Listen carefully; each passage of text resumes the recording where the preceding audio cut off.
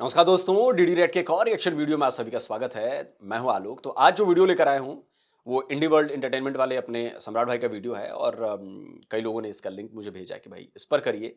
Bangladesh media से जुड़ी हुई ये खबर है कि what strong messages India sending to Bangladesh by missile test.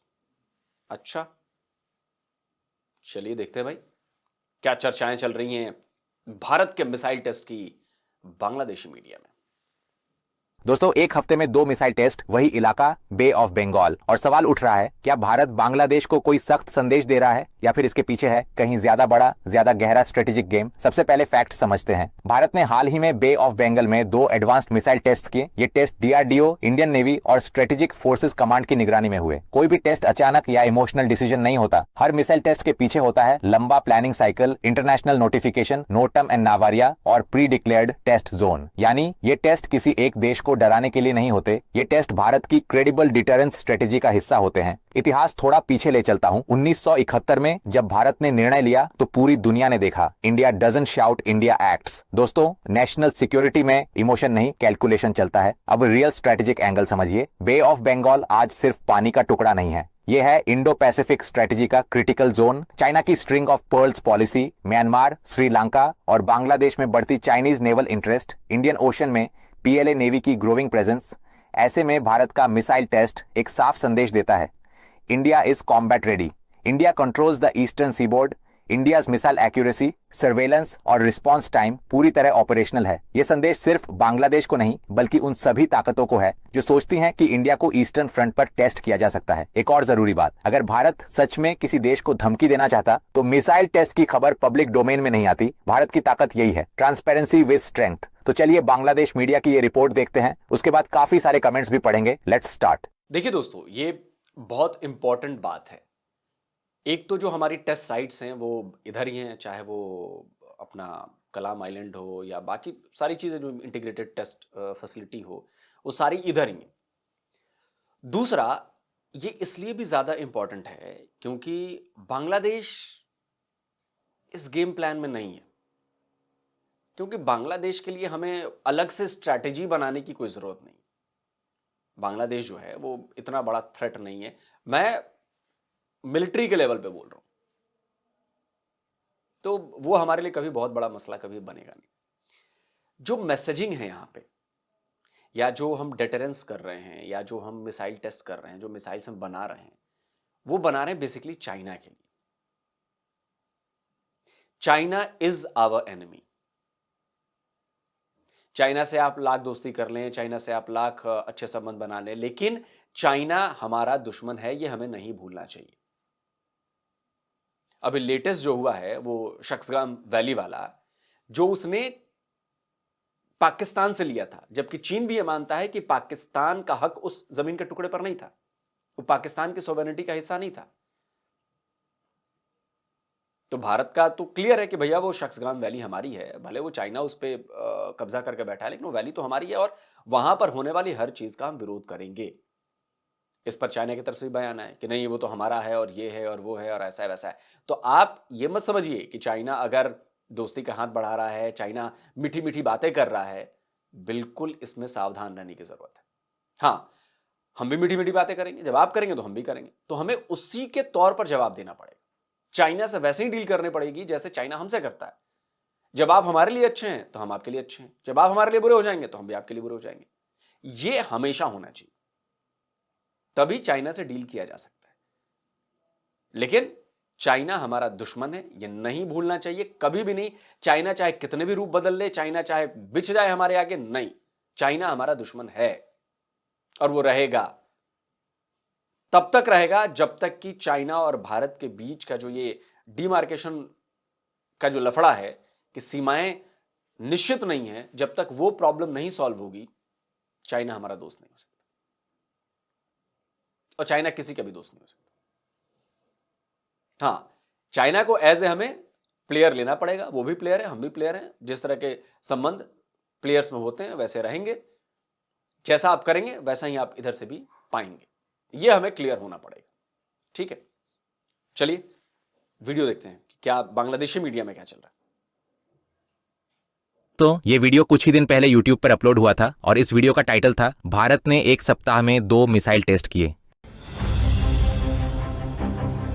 Bay of Bengal का आसमान उस समय सूरज की रोशनी पूरी तरह दिखाई नहीं दे रही थी। खारे समुद्री हवा के साथ इंजनों की गूंज बहकर आ रही थी। ठीक उसी मोमेंट में आकाश की ओर एक मिसाइल तेजी से उड़ान भरती है। कुछ ही सेकंड की खामोशी को आग की लकीर तोड़ देती है। एक ही सप्ताह के भीतर दूसरी बार इसी समुद्र में भारत ने फिर से मिसाइल टेस्ट किया है। यूजर इवेल्युएशन ट्रायल के हिस्से के रूप में इस लॉन्च को एक महत्वपूर्ण माइलस्टोन के तौर पर देखा जा रहा है। इससे पहले 25 दिसंबर को nuclear powered submarine INS Arihant से के 4 मिसाइल का टेस्ट किया गया था। ये जानकारी भारतीय समाचार माध्यम टाइम्स ऑफ इंडिया की एक रिपोर्ट में सामने आई है।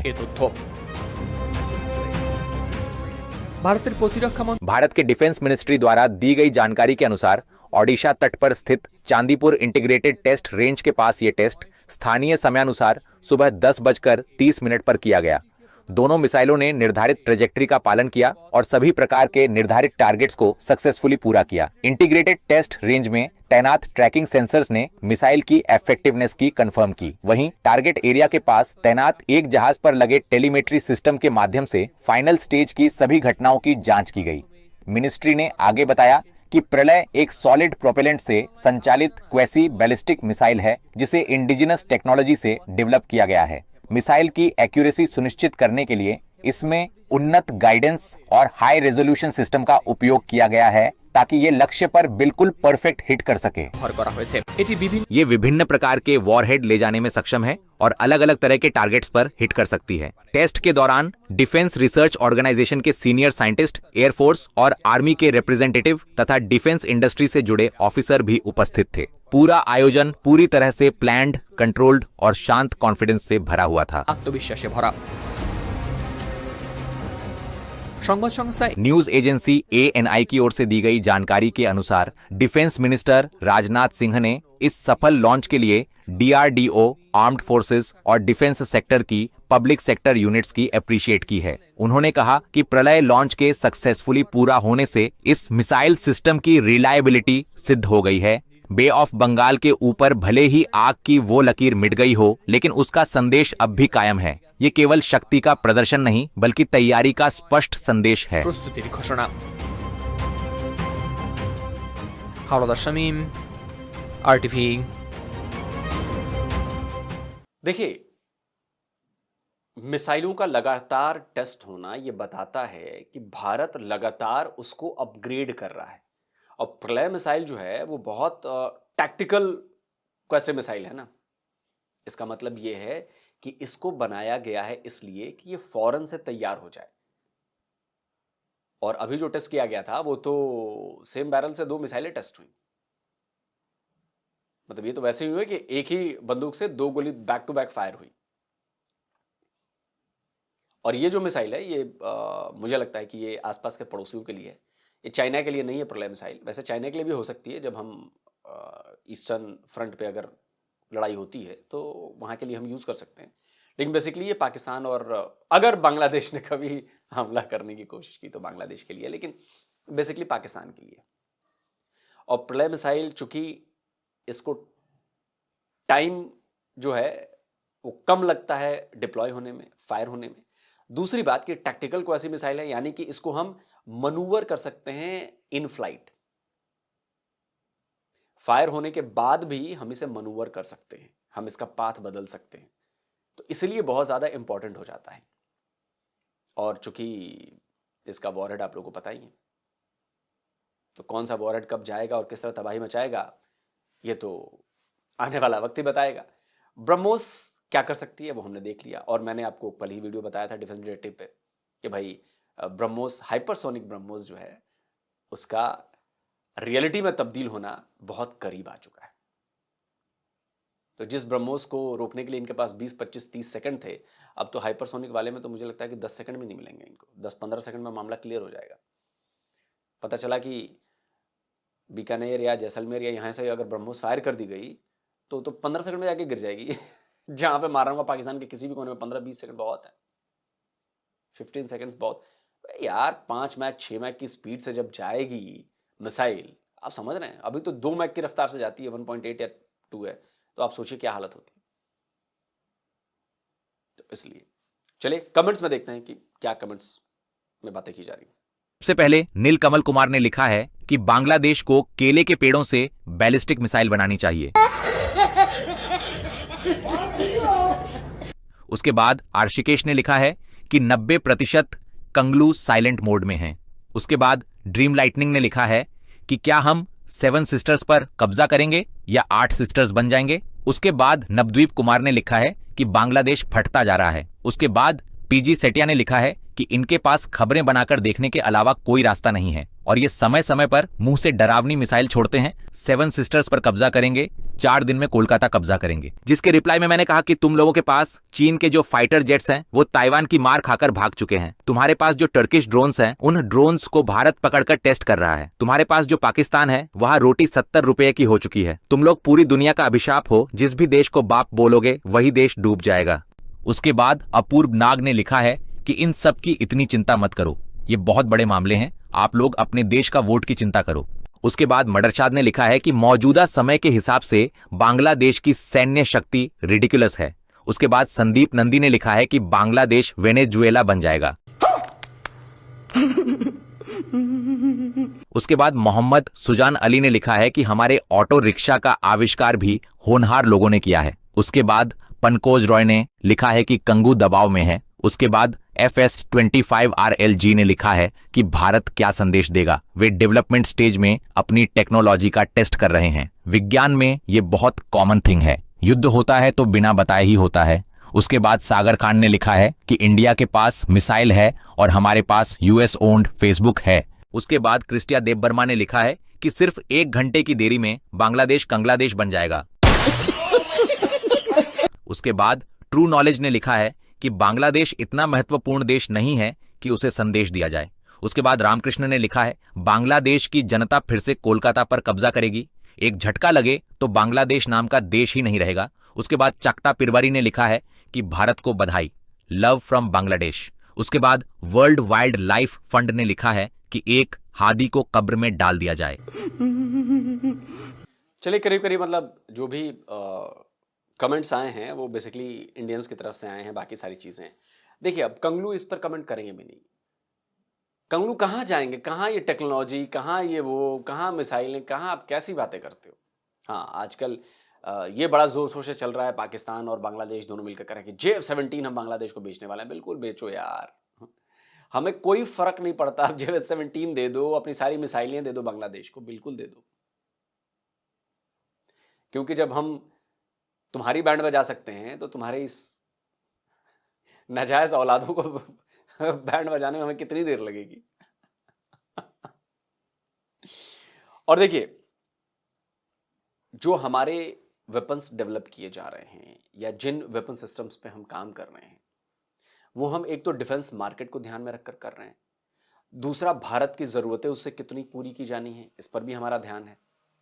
अब अगर आकाश इस समय इंटीग्रेट हो चुका है तो ये हमारा अपना बनाया हुआ है ना। आकाश NG आ गया है, ब्रह्मोस NG आ गया है, बहुत सारी चीजें। तो अगर हम अपने आप को तैयार नहीं रखेंगे हर जगह, चाहे वो आर्मी हो, चाहे वो नेवी हो, चाहे वो एयरफोर्स हो, चाहे इंफॉर्मेशन वॉरफेयर हो, वहां पे अगर हमें तैयारी करनी पड़ेगी, वहां पे हमें मौजूद रहना पड़ेगा, तभी हो पाएगा। आज ये बांग्लादेशी पूर्वी पाकिस्तान वाले कितना भी चिल्ला लें, लेकिन जब चावल की जरूरत पड़ती है तो काहे नहीं जा रहे हैं पाकिस्तान से लेकर आते हैं, काहे क्यों भारत से मांग रहे हैं। तेल की जरूरत पड़ती है तो क्यों भारत से मांग रहे हैं, बिजली की जरूरत पड़ती है तो क्यों भारत से मांग रहे हैं। अब बिजली से याद आया, बांग्लादेश में बांग्लादेशी मीडिया ये रिपोर्ट कर रहा है कि भाई बांग्लादेश में जबरदस्त इलेक्ट्रिसिटी क्राइसिस हो रही है और ये क्राइसिस आगे भी बढ़ने जा रही है। वैसे पूर्वी पाकिस्तान का ज्यादातर बिजली कहां से जाती है, भारत से। अच्छा, और बांग्लादेश में बांग्लादेशी मीडिया कह रही है कि बिजली की क्राइसिस बढ़ रही है। ओके, बढ़ेगी। जब मुंह में बवासीर हो जाए, जो कि पूर्वी पाकिस्तानियों को हो गया है, और वो जब बवासीर हो जाती है तो अलग अलग बातें करने लगते हैं। 7 सिस्टर पर कब्जा कर लेंगे, सिलीगुड़ी कॉरिडोर को काट देंगे, ग्रेटर बांग्लादेश बनाएंगे। तो भाई हमें तो बस तार ही निकालना है ना, प्लग स्विच ऑफ करना है एक, धीरे धीरे सब हो जाएगा। जितना ये टेक्सटाइल की मिलें चल रही हैं अभी फिलहाल, सब बिजली से चलती हैं, चलाओ ना डीजल से। जब बिजली कम आएगी तो डीजल से चलाना पड़ेगा, वो और महंगा होगा, तो भी और मजा आएगा, देखते रहो। इसलिए कहते हैं कि जब गीदड़ की मौत आती है तो वो शहर की तरफ भागता है, और हमारे किसी पड़ोसी जो हमारे एंटी पड़ोसी हैं उनको लगता है कि हम तो भारत का ये कर देंगे, हम तो भारत का ये बिगाड़ देंगे, हम तो भारत का वो बिगाड़ देंगे, तो फिर हमसे पंगे ले लेते हैं। फिर देख लो वही हाल होगा जो पाकिस्तानियों का हुआ है।